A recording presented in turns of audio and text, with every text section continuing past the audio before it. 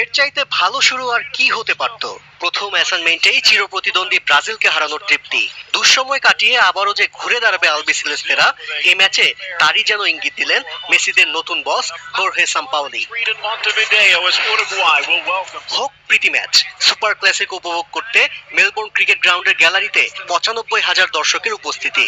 শুরুতেই সুযোগ পেয়েছিল আর্জেন্টিনা, তবে ডি মারিয়ার শট সাইডবার বাধা হয়ে দাঁড়ায়।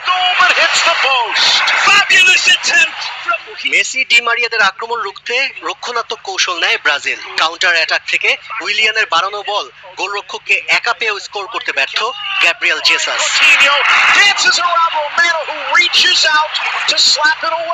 বিরতির ঠিক আগে লিড নেয় সাম্পাওলি শিষ্যরা। নিকোলাস ওতামেন্দির হেড সাইড বারে লেগে ফিরলেও সহজ সুযোগটি হাতছাড়া করেননি ডিফেন্ডার গ্যাব্রিয়েল মার্কাদো।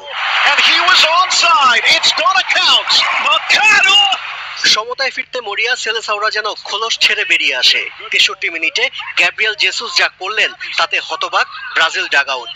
শূন্য পোস্টেও বল জালে জড়াতে ব্যর্থ হন এই ম্যান সিটি স্ট্রাইকার। এরপরও প্রচেষ্টা ছিল, তবে একজন নেইমারের অভাব ঠিকই ভুগিয়েছে সেলেসাওদের। সেই সাথে টানা ৯ ম্যাচ জয়ের পর হারের তেতো স্বাদ পেল তিতে শিষ্যরা। আশিক রুদ্র, চ্যানেল 24।